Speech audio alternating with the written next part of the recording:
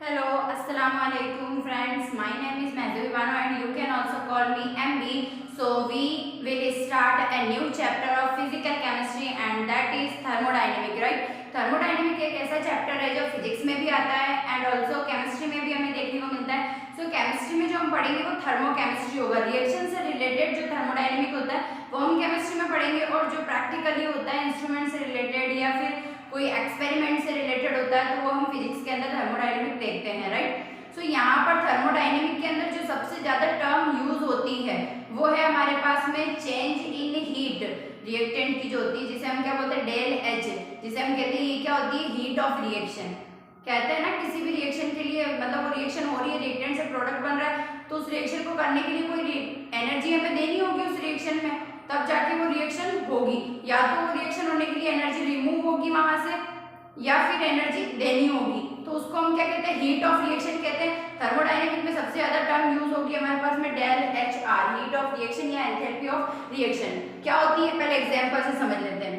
Like हमारे पास में रिएक्टेंट है कार्बन और ऑक्सीजन, कार्बन हमारे पास में सॉलिड स्टेट में है और ऑक्सीजन गैस स्टेट में है और बनने वाला प्रोडक्ट क्या है हमारे पास में CO2 है। जब रिएक्टेंट से प्रोडक्ट बन रहा है तो इस रिएक्टेंट से प्रोडक्ट बनाने के लिए या तो रिएक्टेंट को बाहर से कुछ एनर्जी देनी होगी ताकि वो आपस में क्रिया करे, रिएक्ट हो एक दूसरे से और प्रोडक्ट बनाए, या फिर इनमें से जो एनर्जी है वो रिलीज करनी होगी ताकि आपस, क्योंकि दोनों आपस में मिलेंगे तो इनकी जो एनर्जी थी वो और भी ज्यादा बढ़ जाएगी या फिर उसमें से रिलीज हो जाएगी एनर्जी, राइट। दोनों आपस में मिलेंगे, ठीक है। अब हो सकता है कि एनर्जी या तो रिलीज हो, जब एनर्जी रिलीज होगी मतलब बनने वाला प्रोडक्ट क्या है स्टेबल। जब एनर्जी और बढ़ जो पहले थी उससे भी ज्यादा हो चुकी, दोनों आपस में मिले बना CO2 पहले से ज्यादा हो चुकी एनर्जी, तो क्या हो जाएगा कि हाँ प्रोडक्ट अनस्टेबल है, स्टेबल इतना नहीं। कुल मिलाकर किसी रिएक्शन को कराने के लिए एनर्जी तो चाहिए ना हमें, या तो बाहर से देनी पड़ेगी या निकालनी पड़ेगी।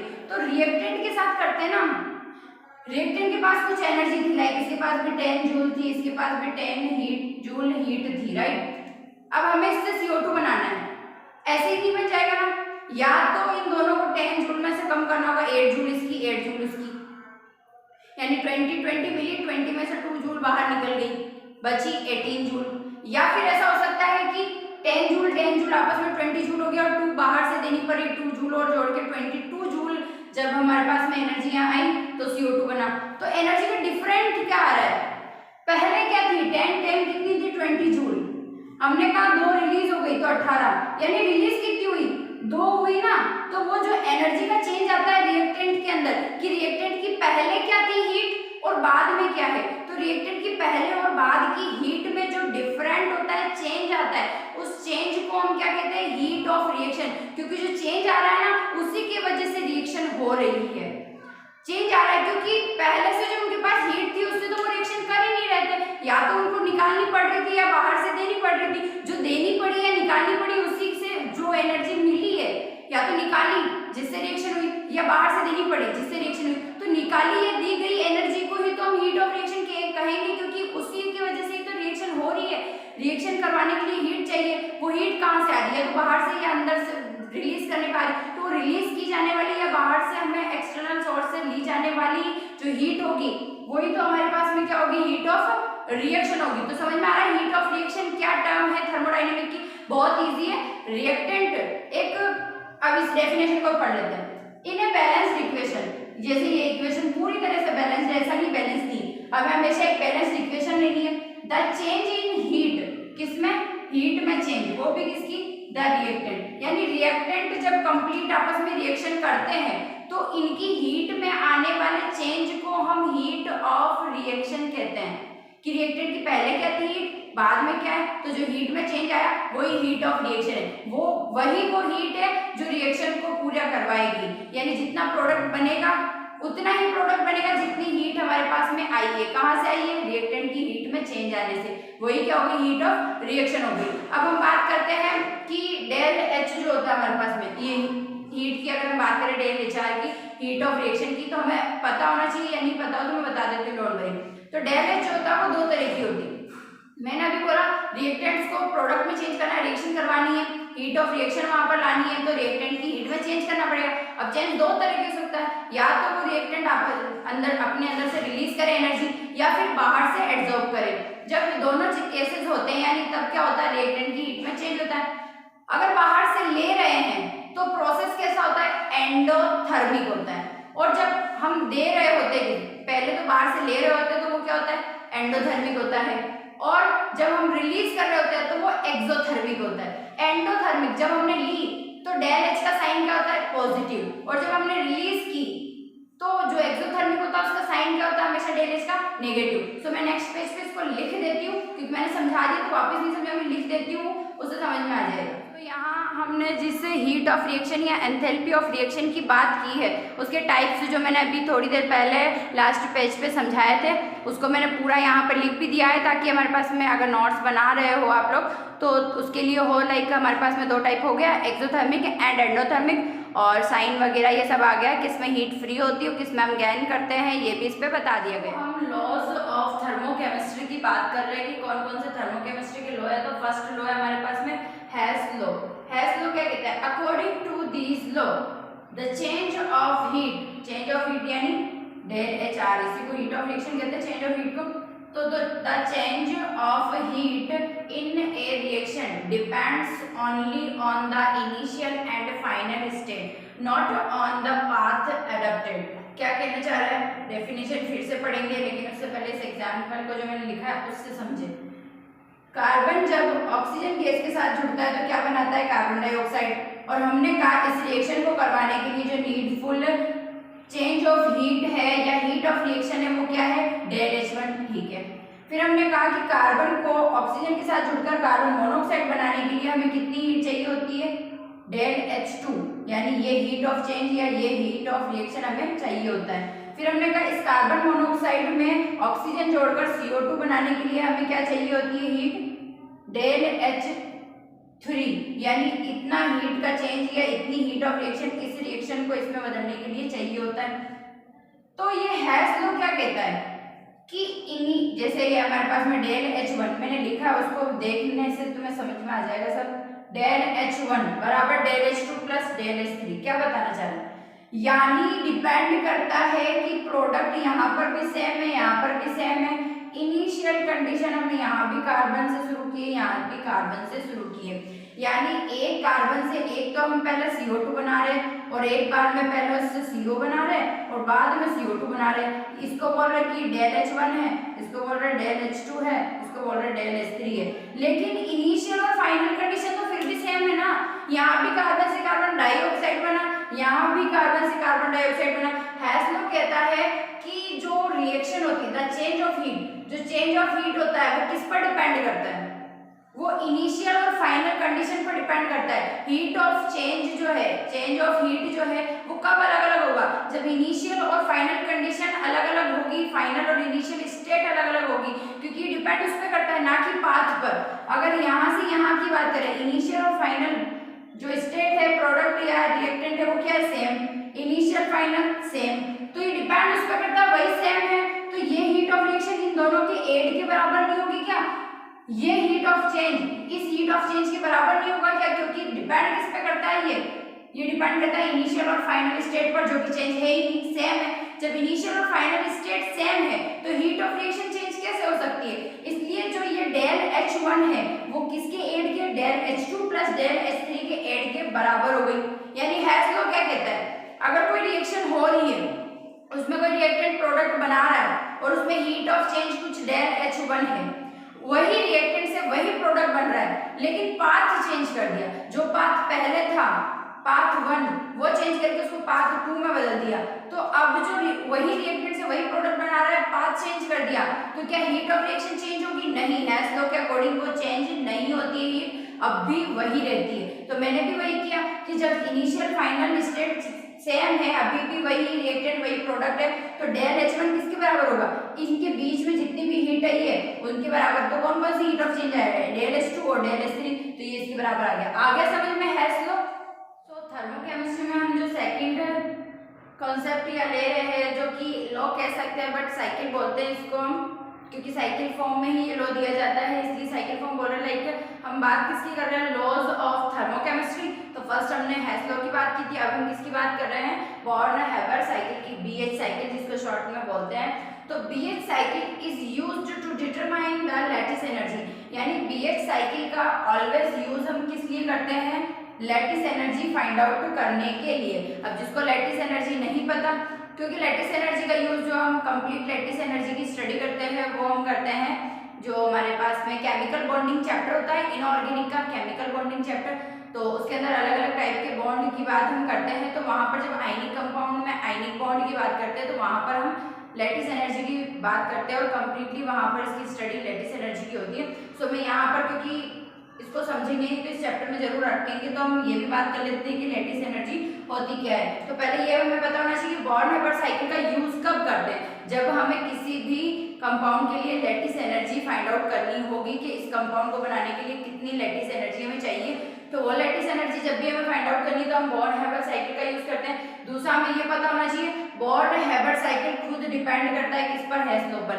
हेस लॉ क्या कहता था कि इनिशियल और फाइनल कंडीशन पर डिपेंड करता है किसी भी रिएक्शन का होना। हीट ऑफ रिएक्शन तब तक चेंज नहीं होगी, भले पाथ कितने ही चेंज कर लो तब तक चेंज नहीं होगी हीट ऑफ रिएक्शन जब तक कि इनिशियल और फाइनल स्टेट चेंज नहीं हो जाती। ये हेस लॉ कहता था क्योंकि वो डिपेंड ही इनिशियल फाइनल स्टेट पे करता था। और उसी हेस लॉ पर डिपेंड है कौन, बॉर्न-हेबर साइकिल। तो ये भी किस पर डिपेंड करेगा, इनिशियल फाइनल कंडीशन पर डिपेंड करेगा। यूज क्या है, लैटिस एनर्जी फाइंड आउट करना। अब हमें देखना है कि लैटिस एनर्जी होती क्या है।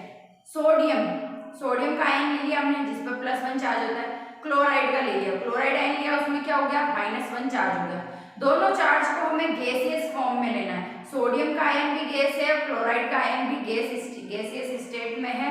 तब दोनों को आपस में मिलाकर हमें कंपाउंड बनाना है, कैसा, आयनिक कंपाउंड, क्योंकि आयंस मिलकर आपस में आयनिक कंपाउंड ही बनाएंगे। क्या बनता है ionic compound, NaCl, sodium chloride ionic compound बनता है। अगर वो आयनिक कंपाउंड हमें 1 मोल बनाना हो, यानी दो अपोजिट चार्ज वाले आयंस को आपस में जोड़ करके 1 मोल आयनिक कंपाउंड बनाने के लिए जितनी एनर्जी उन आयंस से रिलीज होती है उसको हम क्या कहते हैं, लैटिस एनर्जी कहते हैं। वापिस सुन लो ध्यान से बिल्कुल कि हमने 2 आयंस लिए हैं, दोनों आयंस पर जो चार्ज है वो अपोजिट प्रॉपर्टी है दोनों की, यानी अगर सोडियम पर प्लस चार्ज है तो क्लोराइड पर क्या होगा, माइनस चार्ज। अपोजिट चार्ज वाले आयंस आपस में कंबाइन हुए और उन्होंने जो आयनिक कंपाउंड प्रोड्यूस किया है वो 1 मोल है। तब उस 1 मोल आयनिक कंपाउंड को प्रोड्यूस करने के लिए जितनी एनर्जी रिलीज हुई है उस रिलीज्ड एनर्जी को ही हम क्या कहते हैं, लैटिस एनर्जी कहते हैं। एंड इस लैटिस एनर्जी को फाइंड आउट या डिटरमाइन करने के लिए ही हम किसका यूज करते हैं, बॉर्न-हेबर साइकिल का, जो खुद किस पर डिपेंड है, हेस लॉ पर डिपेंड है। हेस लॉ जो है वो डिपेंड करता है इनिशियल और फाइनल स्टेट्स पर। अगर हम कितने ही पाथ किसी रिएक्शन की चेंज करते जब तक कि इनिशियल फाइनल स्टेट चेंज नहीं करेंगे, हीट ऑफ चेंज या हीट ऑफ रिएक्शन या एंथैल्पी ऑफ रिएक्शन चेंज नहीं होती है।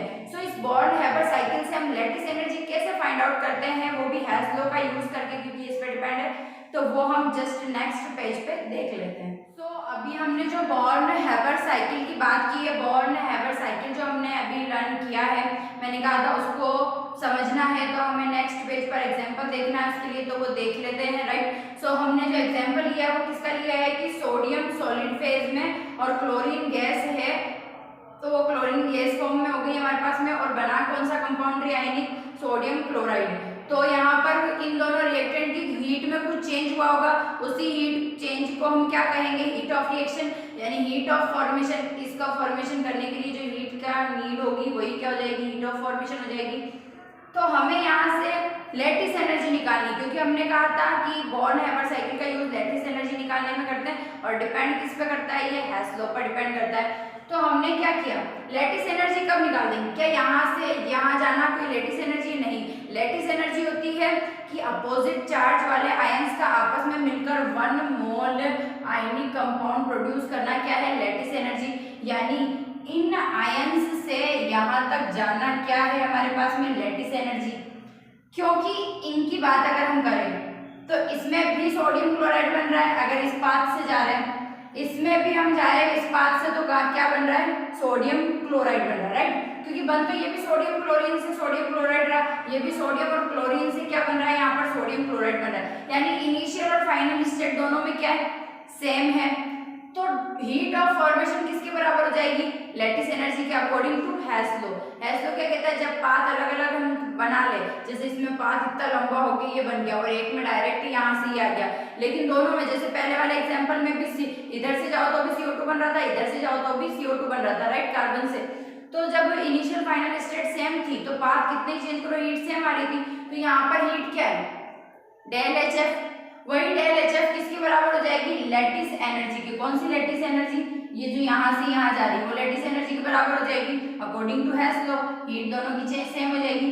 अब हमें लैटिस एनर्जी फाइंड आउट करनी है बॉर्न-हेबर साइकिल से, वो किसके बराबर है, हीट ऑफ फॉर्मेशन के। तो हम क्या करते हैं, heat of formation find out कर लेते हैं, तो हमें लैटिस एनर्जी मिल जाएगी। हीट ऑफ फॉर्मेशन का क्या मतलब है, change of heat. Change of heat किसकी चेंज ऑफ हीट, रिएक्टेंट की पहले क्या थी और बाद में क्या है, वही चेंज ऑफ हीट क्या है, heat of reaction, heat of formation. Heat of formation मिल गई तो लैटिस एनर्जी मिल जाएगी, जो हमें बॉर्न-हेबर साइकिल से फाइंड आउट करनी होती है, BH साइकिल से। तो हीट ऑफ फॉर्मेशन क्या है, चेंज ऑफ हीट है। चेंज ऑफ हीट यानी जितनी भी रिएक्शंस यहाँ पर हीट जो भी डेल H, जितनी भी रिएक्शंस यहाँ पर मतलब हमने बीच में करके आयंस फॉर्म में उस तक को लाए हैं, ताकि फिर से एक लैटिस एनर्जी हमारे पास में हो। लैटिस एनर्जी क्योंकि करेंगे तभी जब आयंस से कोई सोडियम क्लोराइड बनेगा। तो हीट ऑफ फॉर्मेशन क्या है, चेंज ऑफ हीट है। तो जितनी भी चेंज ऑफ हीट है उन सबको जोड़ लो, तो वो सारा के सारा चेंज ऑफ हीट का जो जोड़ होगा, जो भी एडिशन उसका आएगा वो क्या हो जाएगा, हीट ऑफ फॉर्मेशन, और वही लैटिस एनर्जी दे देगा। तो सोडियम सॉलिड फेज से हमें गैस में लाना होगा। हमें पता है कि कभी भी लैटिस एनर्जी निकालने के लिए सॉलिड या लिक्विड को, आयंस को हम नहीं ले सकते, आयंस को हमेशा गैस फॉर्म में लेना है। तो सॉलिड को हमें पहले किस में बदलना होगा, गैस में। अब हमें पता है सॉलिड को डायरेक्ट गैस में बदलना, गैस को डायरेक्ट सॉलिड में बदलना क्या होता है, ऊर्ध्वपातन मतलब सब्लिमेशन। तो सब्लिमेशन जो होता है, सॉलिड को डायरेक्ट गैस में बदलना, गैस को सॉलिड में बदलना। तो यहाँ पर कौन सी हीट, यहाँ पर हमें जारी मतलब जो हीट का चेंज है वो क्या है, डेल ऑफ सब्लिमेशन, यानी हीट ऑफ चेंज। हीट का चेंज हुआ है किस वजह से, क्योंकि यहाँ पर सब्लिमेशन हुआ है, तो उस हीट को नाम क्या दे देंगे, heat of sublimation.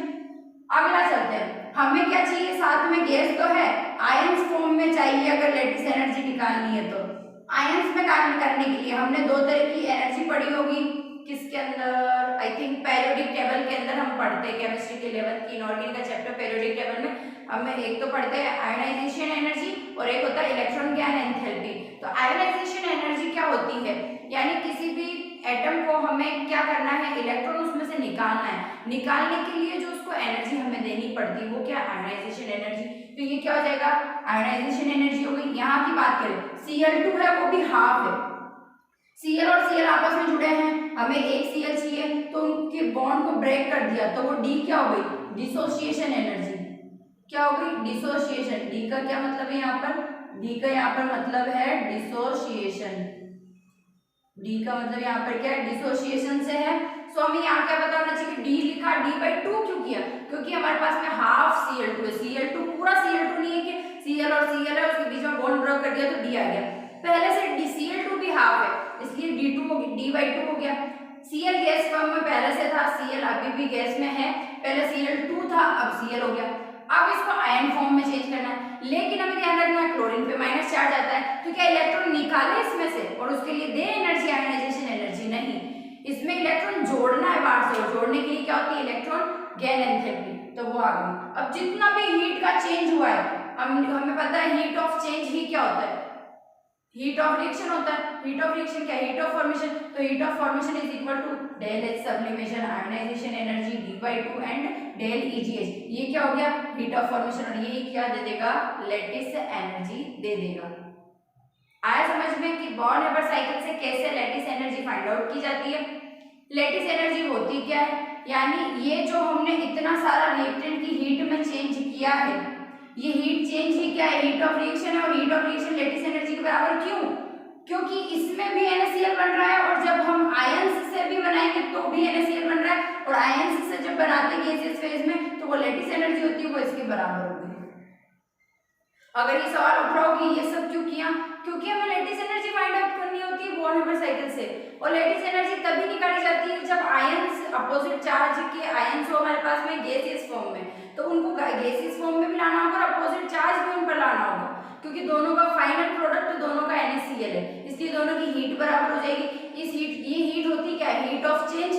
Sorry change of heat होती है, वही क्या होता है हीट ऑफ रिएक्शन। तो जितना भी चेंज ऑफ हीट हमने इसको लाने के लिए किया है वही क्या हो जाएगा del H F, heat of formation. Heat of formation वही बराबर हो जाएगी लैटिस एनर्जी। तो समझ में आया बॉर्न हेबर साइकिल। ये सेकंड लॉ था हमारे पास में थर्मोकेमिस्ट्री का। सो हम थर्ड की बात करते हैं लेवोसियर लैप्लेस लॉ की। लास्ट थर्मोकेमिस्ट्री के जो लॉज हैं थर्मोकेमिस्ट्री के, उसमें लास्ट लेवोसियर लैप्लेस लॉ की बात कर लेते हैं, फिर हम टाइप्स ऑफ हीट की बात करेंगे, राइट। तो ये लास्ट है लेवोसियर लैप्लेस लॉ, बहुत ही सिंपल है, बिल्कुल इजी है। ए से बी ये रिएक्टेंट था, इससे प्रोडक्ट बी बना है। सेकंड रिएक्शन में क्या किया, जो प्रोडक्ट है उसको रिएक्टेंट बना दिया और उससे प्रोडक्ट बना रहे हैं क्या ए। यानी जब हम रिएक्शन को रिवर्स कर देते हैं तो जो हमारे पास में हीट का चेंज होता है ना कि रिएक्शन प्रोडक्ट जो रिएक्शन हो रही है तब हीट ऑफ रिएक्शन होगी वहां पर, यानी चेंज ऑफ हीट तो होगा ना रिएक्टेंट का। तो जो उसका नेट जो मैग्नीट्यूड है वो जो पहले था वो बाद में भी होगा, उसका साइन चेंज हो जाएगा क्योंकि हमने रिवर्स किए रिएक्शन को, तो साइन चेंज हो जाएगा। समझ में आ रही है ना कि पहले ए से बी बनाए बाद में बी से ए बनाए। हीट ऑफ रिएक्शन या चेंज ऑफ हीट पहले x किलो कैलोरी था बाद में भी x kilocalorie, sign change हो गया। Reversing the direction of reaction, जब हम रिवर्सिबल कर मतलब जो रिवर्सिंग कर देते हैं डायरेक्शन किसकी रिएक्शन की, the magnitude of the heat of reaction, जो मैग्नीट्यूड है हीट ऑफ रिएक्शन का वो रिमेन्स सेम, वो सेम रहेगा बट इट्स साइन चेंज। जो हमारे पास में साइन है वो साइन क्या हो जाएगा, चेंज हो जाएगा। हीट होती है अलग अलग तरह की, टाइप्स ऑफ हीट की अगर हम बात करें तो वो इस क्लास में ना देखकर हम टाइप्स ऑफ हीट जो है वो नेक्स्ट क्लास में हम उसके ऊपर डिस्कशन करेंगे, बिकॉज ये अलग और नया कॉन्सेप्ट होगा और बड़ा होगा। लाइक अभी मैं इसकी डेफिनेशन बता दूँ, इसको समझा दूँ, तो फिर भी जब तक मैं क्वेश्चन नहीं कराऊंगी समझ में नहीं आएगा। हीट ऑफ फॉर्मेशन का स्टैंडर्ड जो भी डेफिनेशन मैंने लिखवाई है वो तब तक समझ में नहीं आएगी जब तक उस पर बेस्ड हम क्वेश्चन नहीं करेंगे। तो मैं अभी शुरू भी करा दूंगी तो पूरा करवा नहीं पाऊंगी, जब पूरा नहीं करवा पाऊंगी तो उसको इसमें क्यों लूँ, नेक्स्ट क्लास में जरूर